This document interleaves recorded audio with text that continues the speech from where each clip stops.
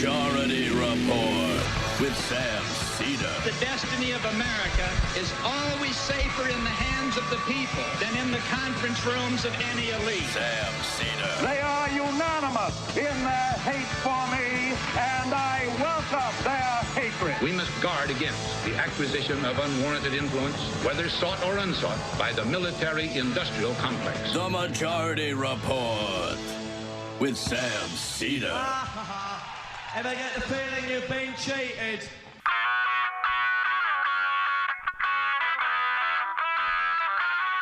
It is Thursday, June 3rd, 2021. My name is Sam Seder. This is the 5-time award-winning Majority Report. We are broadcasting live steps from the industrially ravaged Gowanus Canal in the heartland of America, downtown Brooklyn, USA. On the program today, Dorothy A. Brown, Asa Griggs Candler, professor of at the Emory University School of Law, on the Whiteness of Wealth, how the tax system impoverishes Black Americans and how we can fix it. Also on the program today, more revelations of the Trump administration spying on journalists. And after Joe Biden meets Shelley Capito, the endgame seems near on the infrastructure bill. Andrew Cuomo reveals that taxpayers, New York State taxpayers, are paying for his defense and all the investigations he is facing. Israeli opposition leaders officially claim they can form a government. Bibi on the way out. Feds are investigating whether Matt Gaetz obstructed justice. And a new report, stimulus checks substantially reduced hardship in this country. Imagine that. Arizona getting blowback for using Zyklon B, famous for being used in the Holocaust, to execute its prisoners.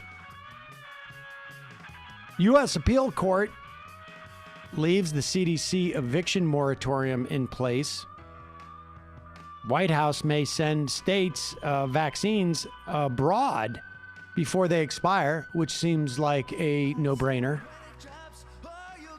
And lastly, the sad story of the end of Donald Trump's blogging career. All this and more on today's Majority Report. Yes, ladies and gentlemen, you may have noticed the smooth ramp down on the intro of that music, because today, for the first day in well over a year, we are all back in the office. We're not going to be doing this. This is not going to happen again for another couple of days and this and that, but we are slowly working our way in. Now, of course, Emma Vigeland, who is here today, you have been in the office you and I have been in the office together for months now. Yes, since I started. But with that said, I'm still getting used to the idea of not looking at you through a blurry shower curtain. Shower curtain. Yeah, well, I'm kind of bummed that we should be explicit about this. I had plastic tarp across the here. Yes. Shower curtains. Hung, rigged from, this pole over here. And I'm kind of sad that Matt and Brendan didn't get to see it in all its glory. I know it. I did take some pictures for these guys, so they will be able to check it out. Over the coming weeks, our production is going to be upgraded slightly. Just slightly. Mm-hmm. Nothing too dramatic, but it is exciting.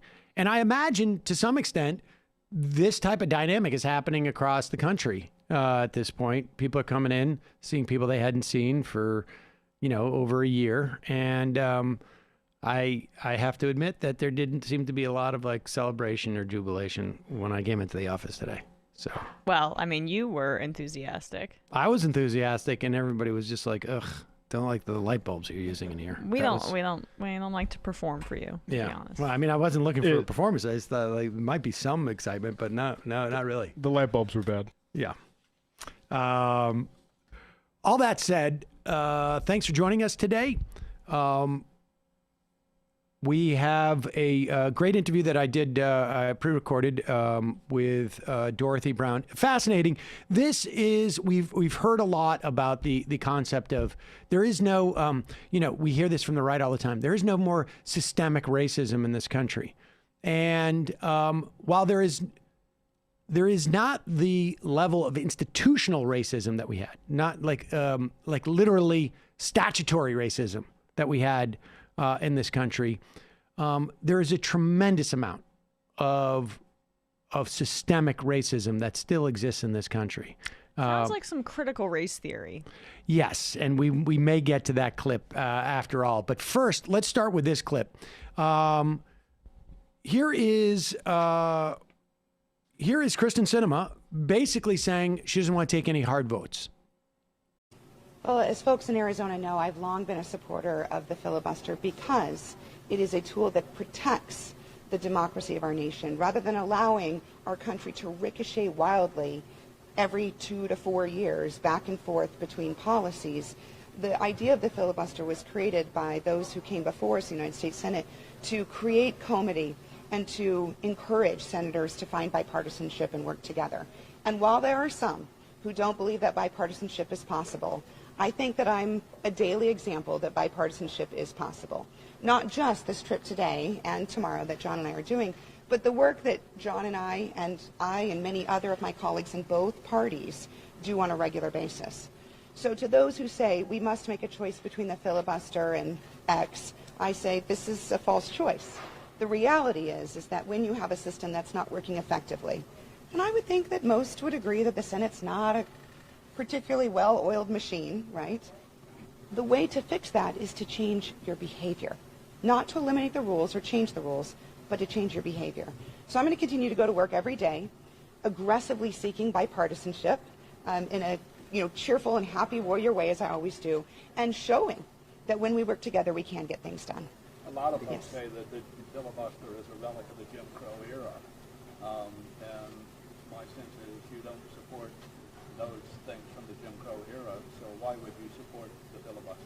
Well, the filibuster was not created as a tool to accomplish one thing or another. It was created as a tool to bring together members of different parties to find compromise and coalition. And when you think about our founding fathers, when they created the Senate with 2 senators from every state, regardless of population size, with elections staggered every 6 years so that only a third of the body is up for election each cycle. It was designed to be a place where you cooled the passions of the House, where you work together to find that compromise, and importantly, where you protect the rights of the minority from the majority, regardless of which party is in the majority at the time. This is... Cooled the passions of the House is a really interesting way to say that you don't support the people's choice or the actual democracy. First off, I will just go through the list here. The Founding Fathers did create the Senate. Incidentally, they also created it in such a way that you weren't allowed to elect it, the Senate, that they were appointed by the states. But they specifically did not create the filibuster, incidentally. She is standing next to John Cornyn talking about the possibility of bipartisanship. John Cornyn voted against the literally bipartisan January 6th commission that had every single thing that the leader in their Republican leader in the House asked for. Every single thing. The idea that it protects us from allowing things to ricochet is absurd. It's simply absurd. This is and the idea that when a system's not working, what you need to do is change your behavior really has a misunderstanding of the concept of systems. If the system is not working, the issue is the system, not the people in it. And a system has to be built in such a way that understands what's happening with the people. The system changes the behavior, not the other way around. The bottom line is Kristen Sinema is afraid to take difficult votes. She is afraid to vote against the infrastructure bill. She's afraid to vote against S1, the voting protection bills. She's afraid to vote against the PRO Act. She's afraid to vote against all these things, and she's afraid to vote for them. So she is just being utterly and simply cowardly, and that should be the line of attacks that people in Arizona take. We're going to take a quick break. We'll be right back with Dorothy Brown. Folks, today's sponsor is BetterHelp Online Counseling. They're giving our audience 10% off their first month when you go to betterhelp.com/Majority Report. BetterHelp gives you access to your own fully licensed and accredited therapist via phone, chat, or video. As you know, a lot of therapists right now, particularly, have very long wait lists. It can take weeks. Sometimes it can take you months before they can see you. When you sign up with BetterHelp, they match you with a therapist based on your specific needs, and you'll be communicating with them in less than 24 hours. COVID, obviously incredibly stressful. And I think people underestimate how stressful, like sort of the post-pandemic era is. I'm finding that some people are freaking out more during this period than actually during the pandemic, because people just it's hard to readjust to some type of like normalcy and to sort of like reestablish it. Regardless, there's never a bad time to see a therapist. And the beauty of BetterHelp is that once it connects you with a therapist, if it doesn't work out, if it's not a good fit, you can switch to a new one at any time. You can do so for any reason for no additional charge. They have thousands of licensed therapists from all over the country. They have therapists who have specialties that may not be available in your area. So BetterHelp works for everyone in every type of problem that you might be dealing with. BetterHelp also tends to be more affordable than therapists you would find through traditional means. You don't have to have insurance to use BetterHelp, and they have financial aid options for those who qualify. BetterHelp is giving everyone in our audience 10% off your first month when you go to betterhelp.com/Majority Report. That's BetterHelp, HELP.com/Majority Report. We will put the link URL in the video description. If you're watching YouTube, we will do so in the podcast if you're listening. And check it out. Never a bad time to get therapy. Also, don't forget, it is your support that makes this show possible. You can become a member by going to jointhemajorityreport.com. And now a pre-tape I did with Dorothy A. Brown, Asa Griggs Candler Professor at Emory University Law School. The book, The Whiteness of Wealth, How the Tax System Impoverishes Black Americans and How We Can Fix It. We are back. Sam Seder on the Majority Report. With me on the Zoom, as it were, Professor Dorothy Brown. She is a professor of law at Emory University and the author of The Whiteness of Wealth, How the Tax System Impoverishes Black Americans. Professor, welcome to the program. Thanks so much for having me. I was just saying this before we started to record that this is so impressive and enlightening, I think. Particularly, we're in an era where there has been as the more I think that people begin to become aware of our history of Reconstruction, of the assaults on Black success, Yes. frankly, that took place during Reconstruction, and then the subsequent institutional and governmental roadblocks that were put up for Black people to develop wealth in this country. I think there's a greater awareness of it, and to the point now where we hear, and I'm thinking, maybe, the subtext of this is that people are talking about reparations in a more serious manner. We hear, there is no more systematic racism in our country, and frankly, I have been guilty of saying, there is systematic racism, but there isn't necessarily the same level of institutional or governmental racism, but there is. And your book makes that quite clear. And, put aside the sort of the intent, although that's debatable, But even if we stipulate there is no intent, our government, in the way that it deals, and I'm not talking about policing here because I think there's another story there too, specifically the tax code. Yes. And tell the story of how you came to sort of like be aware of this, because I found this sort of revelatory, and it tells so much about the tax code, about the development of black wealth in this country, but it also tells a lot about what you can do with statistics and statistics that you do not pursue. But start with your sort of, I guess, origin story.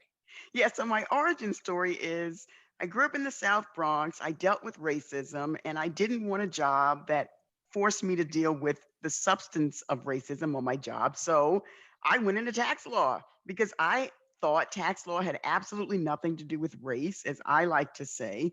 The only color that was relevant was green. So I go into tax law, and I'm doing my parents' tax returns like any good daughter, right? Who has an LLM in tax. I do my parents' tax returns, and I'm doing my returns and their returns, and something's not adding up. I know what I'm doing everything right, but I should be paying a lot more in taxes than my parents because I, by myself, am making as much money as my parents combined. But that's not how it's working out. And I cannot figure it out. But of course, I have a job. So I finish the tax returns. I'm puzzled, but I go on to my daily routine. Next April 15th, I come to the same roadblock. What is going on? It isn't until I become an academic and actually have time to step back and think that I start to put the pieces of the puzzle together. But it's not until I read an article written by a then Duke law professor who was a mentor, who wrote an article that said, if you're a Black law professor, you should write about how systemic racism impacts the area of law you teach. So I thought this would be an interesting article. I teach tax law. I assumed it had absolutely nothing to do with me, but this professor always made me think. So I read the article, and a couple pages from the end, it says, how do you know there isn't a race and tax problem if you don't look? And I went, what? Race and tax? So I picked up the phone, I called him, I said, I don't know what I'm going to do, but I'm going to do something. No sooner did I say that than I discovered the IRS doesn't publish statistics by race. So I can just stop there. It never occurred to me to think about the IRS publishing statistics by race. But it's really hard to write about racially disparate impact of tax policy when the IRS doesn't publish statistics by race. All these other government agencies do, but not the IRS. That's fascinating. How, I mean, I don't want to go too far down that without getting into the to the meat of the book, but let's do. What, like, do you think that was a mistake, or or was it just like, there's a bunch of people there at the IRS who were like you were until you saw this essay and were like, what possible relevance would that have? What the race is, and to do racial breakdowns of how much, what the effective tax rate is, what the actual tax rate is, et cetera, et cetera. So I think it was a conscious choice on the part of the Treasury and the IRS to not publish statistics by race. And the reason I say that is there's research that shows there were decisions made to publish statistics by gender or age, but not by race. So I think it was conscious. I think part of the reason why it was done was, well, if we don't have it, then you can't accuse us of discriminating on the basis of race. And in fact, several, like over 10 years ago, maybe even further back, I was on a panel talking about my race and tax work. And there was a person from the IRS there who said, I don't want to know. We don't want to know. It's really good that we don't have this information.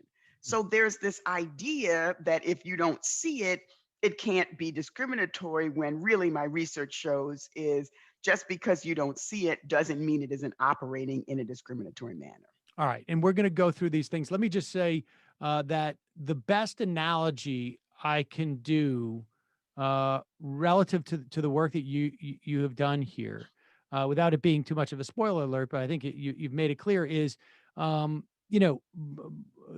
me personally, people in the audience have gone through this too, is sort of the the understanding of the racial component of Social Security.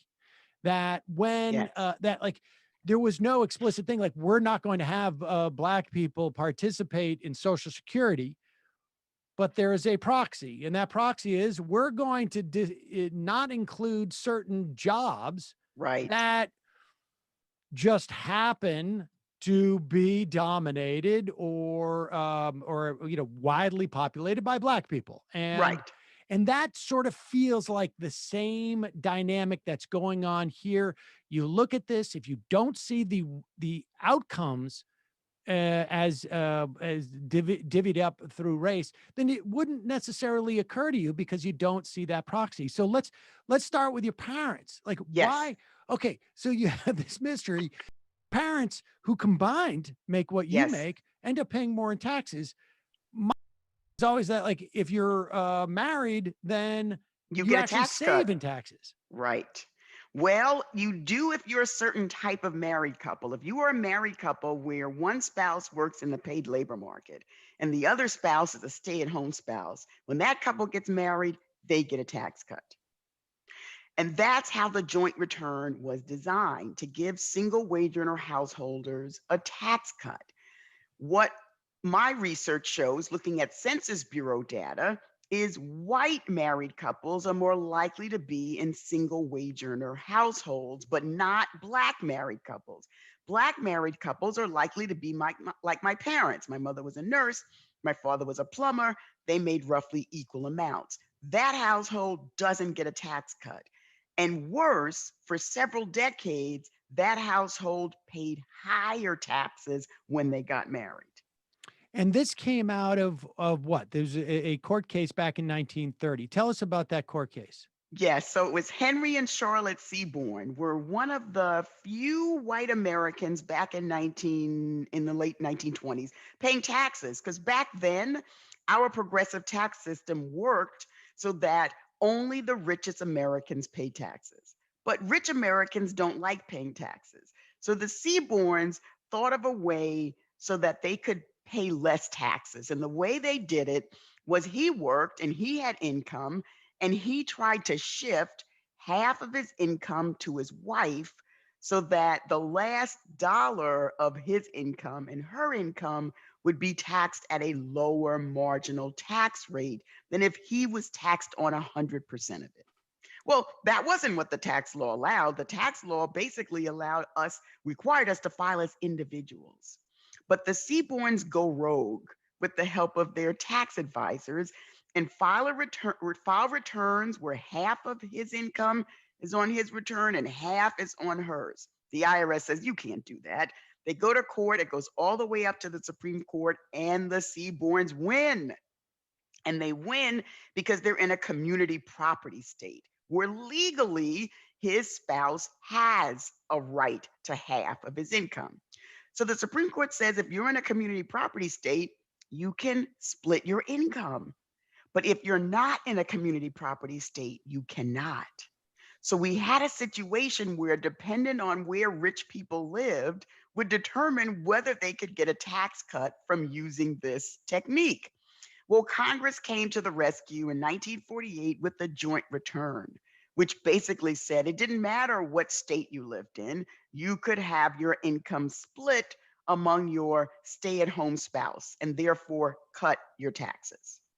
So just to be clear on what that means, if the threshold for let's say, I mean, I guess in 48, maybe in the 50s, it would have been about 90% if I'm making over like $450,000. Oh, yes, roughly speaking. taxes were very high. Yes. And so if I have the ability to say, okay, I'm making $460,000 or I'm making, let's say, $500,000, I don't want that $50,000 to be taxed at a 90% marginal rate. So I'm going to attribute $250,000 to me and $250,000 to Mrs. My Sam spouse. Seder, That's is right. what I would have called her at the time. And therefore I'm not subjected to that 90% tax rate. So, okay. So I get that part, and I get then and Congress makes that fix, but why does that implicate your parents? So first of all, in 1948, We know from research that white couples were way more likely to be in single wage earner households than black couples, even in 1948. So in 1948, if anybody was paying attention, and nobody was, think about 1948. It was before Brown v. Board of Ed. It was before Civil Rights Act. People were not thinking about black equality, right? So, but even in 1948, we knew married black couples would not be getting the tax cuts the way married white couples were. But who was also upset that the Henry Seaborns of the world got a tax cut? The single Henrys of the world. So let's look at single Henry who makes 100,000 and married Henry who makes 100,000. Married Henry pays less in taxes because he has a married filing jointly rate schedule that gives him a tax cut.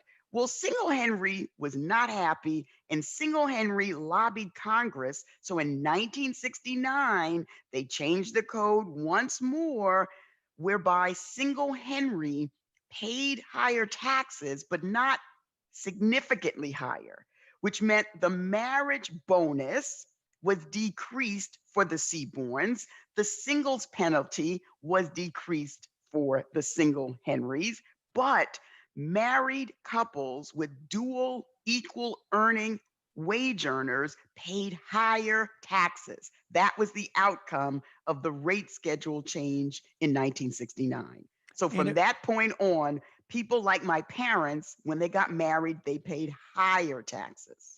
And so, and of course, the reason why, I mean, there are probably many reasons why you have a situation where that dynamic exists, where white people have a higher propensity to have a single breadwinner or a breadwinner who is significantly more winning more bread than the other, because we had, well, first off, there's not the ceiling that existed for black people, and probably still exists, frankly, in terms of how much money. There's just a lot more white people have the opportunity to make a lot more money than a black, at that time, male head of household. And so both members of that couple would have to work, because neither one of them has the earning potential, particularly then, but I would argue probably now as well, in the same way, to make, extraordinary sums of money that you'd want to dish off to your spouse.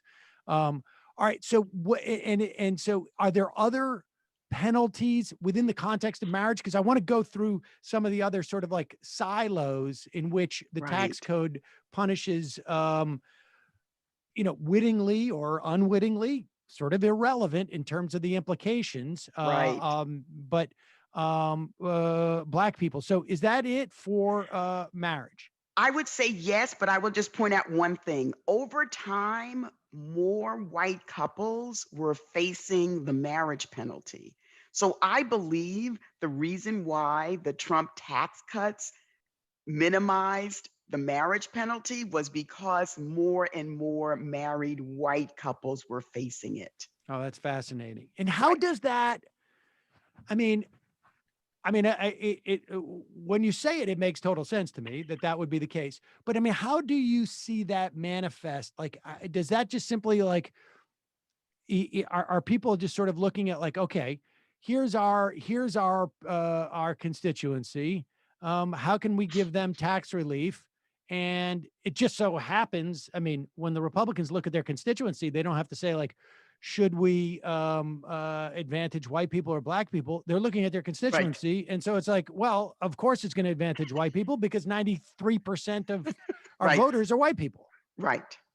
So, research shows we still have a majority of white married couples getting the marriage bonus, but it's a significant minority of married white couples who are paying the penalty. So there are more and more white couples paying the penalty, which is why I believe you saw the Trump tax cuts. But let me just say, for low-income workers who were eligible for the earned income tax credit, there was no marriage penalty relief in the Trump tax cuts. None. So at the very high end, at the very low end, there was no marriage penalty relief. Interesting. All right. Well, let's move on to education. Yes. because there's another dynamic here. Tell us about that. So in education, it's about how people pay for college. And how people pay for college in the Black community is very different than in the white community. In the white community, you may have grandma or parent who pays for your college, which leads, and the same is not true in the Black community, which leads to Black college graduates leaving with more student debt. And the only tax relief we give for student debt is up to $2,500 of interest, which I did the math, doesn't allow Black college graduates to deduct all their interest in the early years because their debt is too great. Wow. So we see that, everybody says, or people think, oh, college is this great equalizer. Well, no, it isn't, because Black Americans experience college very different than their white peers. For the first, 60% of Black students who start college don't graduate. So most people leave college with debt, but no ability to get a better paying job to amortize that debt. And then over time, the debt grows, either because of income-based repayment, either because Black students are more likely to go to graduate school when we graduate. So we've got more debt that we are stacking on. And research shows even wealthy Black parents cannot protect their students from debt the way wealthy white parents can. So there's a couple of things. So essentially, college is more expensive for Black people. It's basically Exactly. just like that's it. I would imagine the incidence of graduate degrees is higher because Black people are more conscious of the headwinds that they're facing when they go into the career path, and so they feel that they need to have more bona fides to deal, and which I would imagine is also the case. Absolutely. And we should also say that the 529 Yes. would also have the same effect, but on the front side, correct? Yes. And you see more white Americans, an overwhelmingly amount of white Americans who have, or those who have 529s, and very few Black Americans can afford to put money away. Why? Because we're paying extra taxes. Why? Because we're sending home money to parents and or siblings because of Jim Crow, because there's no safety net, because the wealth disparities prevent Black Americans from building wealth, much less handing it down. So you take two Black workers with the same income level, that's like suspend disbelief and work with me on this hypo. Right. The Black worker has more demands on their dollars than the white worker, which is sending money to parents. Whereas research shows white college graduates are more likely to get money from their parents and grandparents and use it for further wealth building. And we should say that, let's talk about home ownership. And while we're there, we should say that that is where you see a tremendous, and if you expand it to just property in general, that's where you see really an extensive history of government and institutional racism that essentially it's the primary builder of intergenerational wealth. Yes. Is home Yes. ownership and property. And so that's the deficit that requires that creates more demand on those dollars of a Black worker contemporarily. But let's talk about home ownership in terms of from a tax standpoint. Right. And maybe we can touch on some of those other factors that have inhibited, because it's like a web, right? Well, it's a web, and there's a linear quality to this in that, people talk about the wonders of APR, right? Of interest rate that accrues, right. But there's a reverse impact too. Right. And that's sort of what Black people have been caught up in since, I guess including slavery, but certainly since Reconstruction. So with respect to home ownership, We allow a tax break if you sell your home for a gain. If you're married, up to $500,000 of your gain is tax free. If you're single, 250,000. If you sell your home at a loss, no tax deduction. Well, research shows the most gain is found in homogeneous white neighborhoods where most white homeowners live. Where are Black Americans most likely to live? Black homeowners are most likely to live in racially diverse or all Black neighborhoods. So if we sell for a gain, it's significantly less than if we were to buy in an all white neighborhood. And Black homeowners are most likely to sell for a non deductible loss. So, homeownership, which is valued by most homeowners, right? That's how the market works. And most homeowners are white. They don't want to live around too many Black neighbors, which means only one or two Black Americans can buy into a neighborhood in a all white neighborhood and get the wealth out of it that their white neighbors do. But it comes with the possibility of your neighbors calling the cops on you. It comes with the possibility of if you have children in an all white school district, you're going to have to fight with the teachers and principals who are going to racially profile your child. So it could be a good financial investment, but there's going to be a hassle or two that you're going to have to deal with. On the other hand, if you buy in a racially diverse or all Black neighborhood, you're going to see lots of people who look like you. You don't have to worry about your neighbors calling the cops. They know who you are, but you won't get out of your home what you would if you lived around more white Americans. So the tax subsidies in the 21st century are further subsidizing this racist housing market, right? You talked about the history, FHA loans, et cetera, that were barred to Black Americans. But here we have tax subsidies still supporting a racist housing market. And I guess we should also say that that you get it on the capital gains tax that you're not actually making that money, and so you don't get that benefit of that free money that $250,000 or $500,000 tax free. I mean, Yeah, that's a lot. depending on where we end up with the capital gains tax. I mean, we're looking at $100,000 or more. Yes, That you absolutely. save, and then you just plow that into your next house, and the cycle continues. And then That's right. and we should also say that and I think you touched on this, but the propensity of white people to own houses because Yes. their parents sold their house that they were Yes. able to get a loan for at a massive benefit, and maybe they gave some money to their kids, or the kids have it, or there's not the same ceiling in terms of getting jobs. Grandma dies and they inherit the house. Yep. And so there's also there's the mortgage interest deduction. Yes. And I want to get to that because that's an issue, in terms of the SALT taxes. But generically speaking, if I'm paying $2,000 in a mortgage versus $2,000 in rent, yes, I'm one actually, of those. Yes. I'm actually paying closer to it depends on what my income is, but I could be paying really $1,400 in rent or $1,800 in rent because I'm getting to deduct the interest on this loan. That's right. That's right. So rent is not deductible. The majority of Blacks are renters.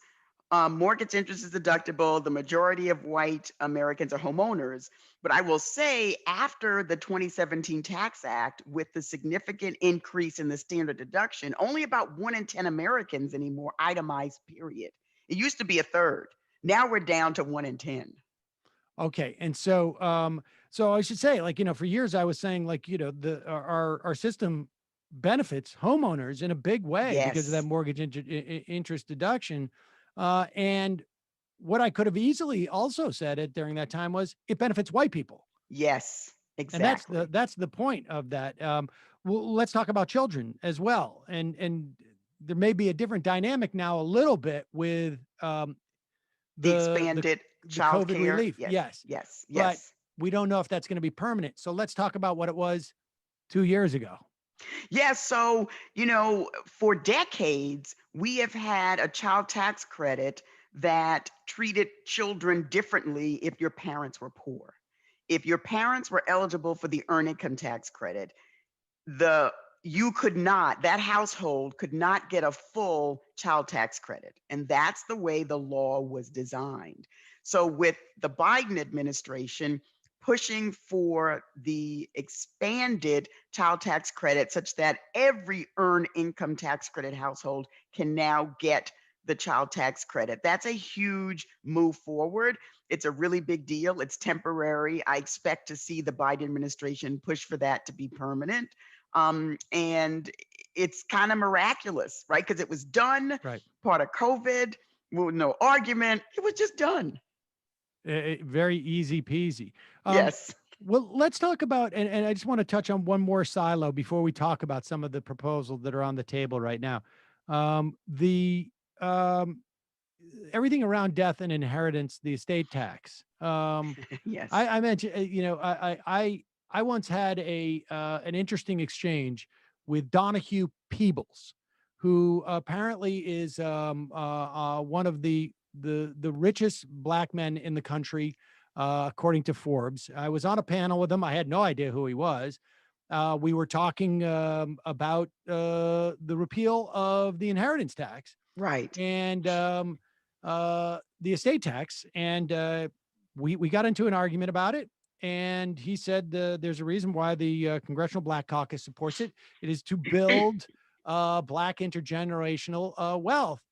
And I was like, I feel like there's other ways of doing that except for just Right. like your Black Right. intergenerational Right. wealth. Exactly.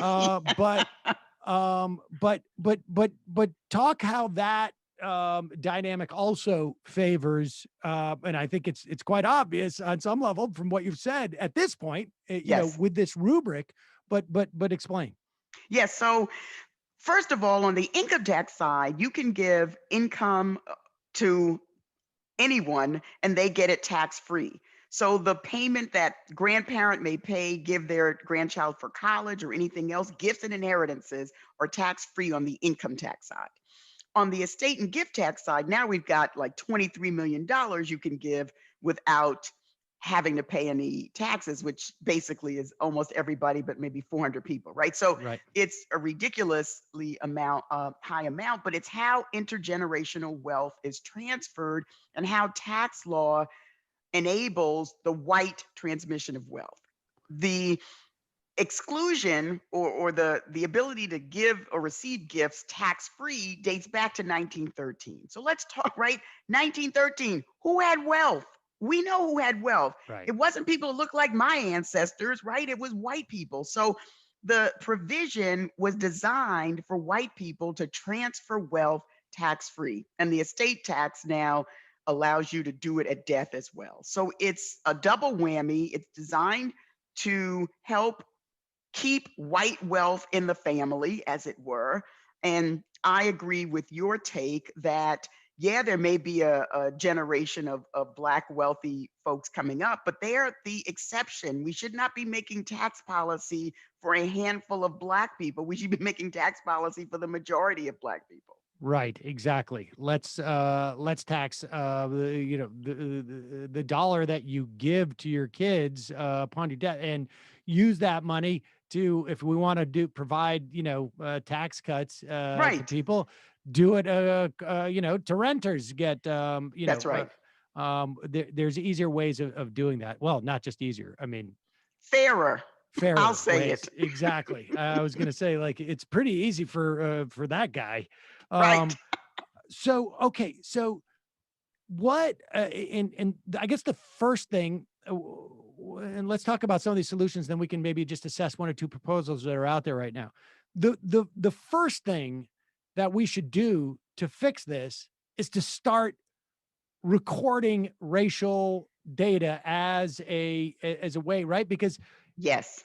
then we can't hide in the way Yes. that guy on the panel wanted to hide. Yes, exactly. Step one, we need the publication of data by race. And President Biden's executive order that he signed, his first executive order, talked about the disaggregation of data by race across government agencies. So there is a framework for this, but the problem is there is no one I see at Treasury who's competent to carry this out.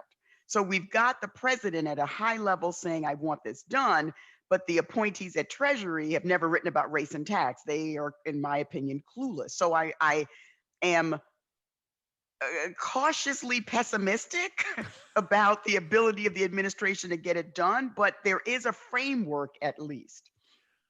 But how hard would that be, at least to Not collect hard. the data, right? Like, I mean, don't you just Not have to hard. put on the form, what's Well, your race?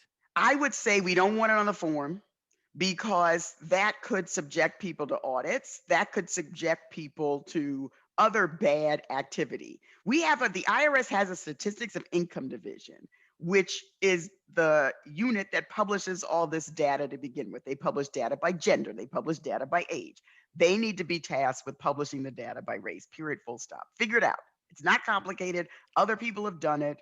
Just do it. So there's a division at IRS that is Yes. sequestered from Yes. the enforcement division. Yes. And you would have them do it. Yes. And so, and they would figure it out in the same way that they figure out gender, which Yes. isn't necessarily on the IRS Thank form. you.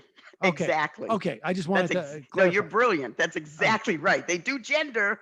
It's like there's nothing on the form about age. They do age. So they figure it out when they want to figure it out. This is, it just needs to be a directive, to be honest with you. Interesting. Okay. And so, and then of course, like, what would you do for the tax system? How would you change? Would it be wholesale changes to the tax system, or would there be like surgical changes to the tax system? So I have two answers. If you were asking me if I was in charge, what would I do? It would be wholesale. I would get rid of the exclusions, the deductions, and the loopholes. I would tax income the same, whether it's from capital gains or whether it was from wages. I would only allow a deduction for what I call a living allowance, which was how much people need to live in their particular area. Any amount over that, you pay taxes at a progressive rate structure. Any amount less, the government gives you a check. It's like an expanded earned income tax credit. And then I would have a wealth credit where I would give a tax break to any American in a household with below median wealth. That is going to disproportionately benefit Black Americans, but not exclusively. So that's like my big picture fix. But if we're talking Would you have a flip side on that too, on the wealth tax, a tax credit? In my ideal tax system, I didn't go that far, but there's nothing wrong with the wealth tax at the high end. Okay. I think the wealth credit for the low end would have more of an impact right across the board. So that's why I went that way. Now, if we were doing one-offs, I would say tax income from stock the same way it's income from wages. So President Biden has a proposal, if you have more than $1 million, which is going to impact 0.3% of American taxpayers. It's like, okay. So I'm not impressed with the $1 million cutoff. Right. When he has a $400,000 cutoff for all these other individual tax policies. So I think the $1 million cutoff, I'm sure wasn't an accident, but I would want to see it significantly lowered. Just to be clear, the $400,000 deals with income from working, as opposed to the income that you get from having money that you parked somewhere. That's right. And put a bet down, basically. Right. So a lot of the other individual tax proposals from President Biden, there's a cutoff. If you make $400,000 or less, you're not going to have to pay higher taxes. If you earn more than $400,000, your taxes will go up. So my argument is, well, then let's have that rule for capital gains. If your income is more than $400,000, you should pay the same rate of tax on your wage income as your capital gains income. But President Biden says over $1 million.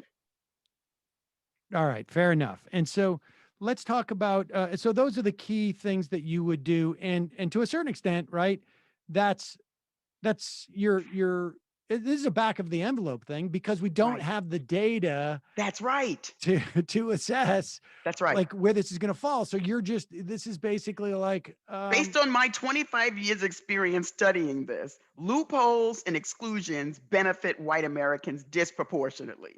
right. I mean, I think that, broadly speaking, that should be Right. somewhat obvious because, it's the same dynamic as like a 529. Right. Presumably it's race neutral, but if the only people who have, or the vast majority of people who have extra income to set aside to Right. accrue with profits are white, then it is, you're basically saying like it's a race, That's and right. I'm just randomly picking who's going to be carrying a 200-pound anvil, and Right. it just all happens that it's They just all happen to be black, black but people, yeah. right? But this is a race neutral decision making thing. So Right.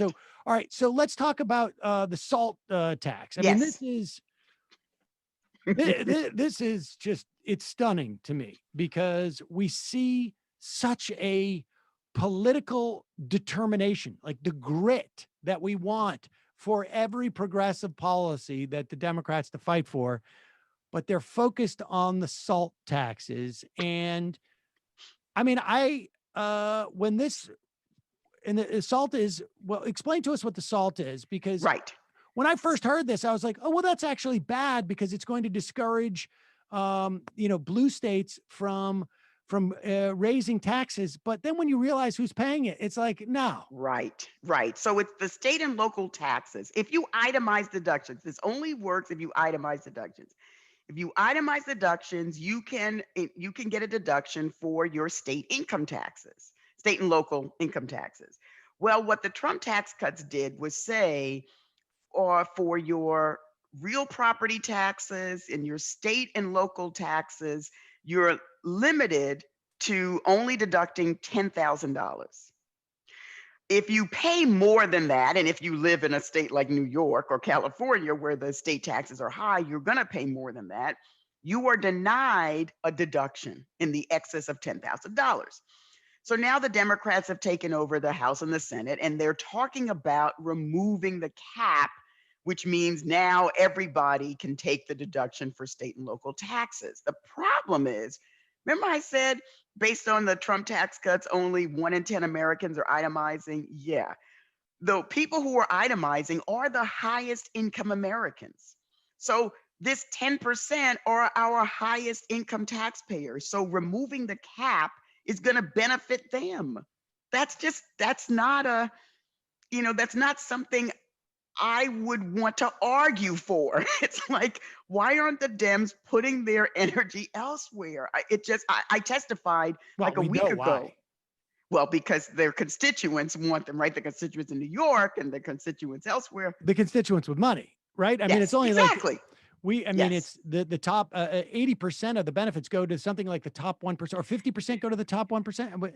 It's a ridiculous, they call it an upside down subsidy. It is a ridiculous percentage, like almost all of it that goes to the highest income Americans. And it's hard to make a push that you want tax reform that's fairer for America and argue for the cap to be removed, right?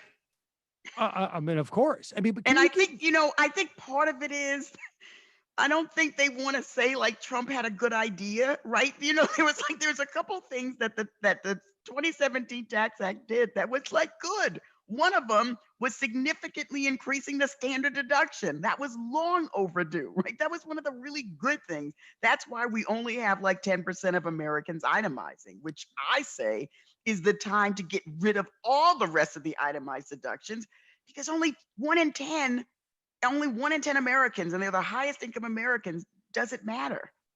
And so give me a sense of like, I'm just curious, like, okay, so can you put some numbers on here, like for the deduction? Like, I'm bad when it comes to these type of things. Like, if I have a house and it's $1 million house and I get and I get in my taxes. I live in Westchester, and Yeah. your taxes are real high. estate taxes are really high. Let's say they're, I don't know, $25,000 a year or something. Yes. Yes. And Okay. there's a state income tax and there's a city income tax if you're in New York. You can only deduct 10,000 of that. So you are leaving a lot of money on the table with But that what does cap. that mean? I mean, like, walk me through that. So, like, if I'm paying $25,000 tax there, and Yep. I'm paying a state income tax of, I mean, I don't know, it depends on what my I income, know. but let's just say I know. another, I don't know, 15? $15,000. So, Okay. okay, And local? and You local, right? and so like Let's another say 7. 7. Okay. Okay. So, we're talking like I'm $50,000 40. worth of tax. Yes, close to 50,000, and you can only deduct 10. And so I can deduct 10. And so I'm responsible for paying taxes on $40,000 of that. Right. And my tax bill on that $40,000 is going to be, I don't know, let's just say my the federal tax rate, like 30% or something, Yeah. because I'm a super high earner. I mean, so we're talking there for these small percentage of people. In that instance, we're talking about I don't know, like I'm going to be paying $12,000, Right. $14,000 extra. Like, Right. seriously? I know. We have better place. Like, what am I I going to know. do with that $14,000 anyways? Like, I have my horse ranch in Westchester. Like, Yeah. what am I going to do with that $12,000? Yeah. I don't understand. I Sometimes don't that either. dynamic. Let's put it this way. They're not sympathetic taxpayers. That's what I talk about in class. These people are not sympathetic taxpayers. Right. And what's amazing is how motivated I am as a member of the New York delegation, aside from AOC and maybe one others. Right. Like, I've To got get to this get that. done. I've got to Yes. get that $14,000 going to fundamentally change their life, when that tax savings in and of itself is half the median income Yes. of people. Like, how much they make, never mind what they pay in taxes. Right. Agreed. It's, I don't know. I don't see it happening. We'll see, but I don't see it happening. I see there's a lot of talk, but let's put it this way. Removing the cap would give an argument to the Republicans about fairness. And I don't think that's where the Democrats want to be. But I'm not a politician, so what do I know? Is there any other proposals that are floating around out there that you think are particularly good or bad? I think raising the corporate tax rate is good, because lowering it to 21%, which is what happened with the Trump tax cuts, was ridiculously low. I also think what they're trying to do in terms of getting a minimum international tax is critical. So, I think what's being done on the corporate side, especially with the international, I like that a lot. This is an initiative by Janet Yellen to get like almost a Paris Accords for a minimum tax, so you don't have capital flight Yes. for people trying to escape minimum taxes. Yes. I would imagine people are going to want to do that, although it's also easy for me to imagine there's like one tiny country that's going to say, like, we're going to be the one-stop shop. We're going to be the one with all the PO boxes. Right. And there are levers that the United States has to impose costs. So they'll say it, but they probably won't do it. The book is The Whiteness of Wealth, how the tax system impoverishes Black Americans. Professor Dorothy Brown, thank you so much for your time today. Really fascinating, very enlightening, and very explicit. And so for folks who want to know how to respond to the idea of whether there is still systemic racism, there's literally 250 pages of examples in your book. Thank you so much for your time today. Really appreciate it. Thanks for having me. That's it for us today. We will see you tomorrow. Is that not correct? It's correct. All right. We will see you on Friday. Bye. Thanks for joining us. And for those of you who are sticking around, no fun half today, ladies and gentlemen. Apologies. We're doing a tech day. So we're doing a tech day. Well, I mean, it's all for the greater good, because we're going to do a tech day so that we can be back in studio. And, Right. No more Zoom issues. Well, still probably. Some No, Zoom we'll have issues. we're going to have a whole new suite of tech issues. Oh, right. That's the way we do it around here. But and I don't know, great or good, maybe narrow good. Okay. Better for the narrow good. Yeah, I mean, it's good for you to tamper expectations, I guess. Exactly. We got to manage expectations. But folks, we're going to be back tomorrow with an amazing show. We'll see you then.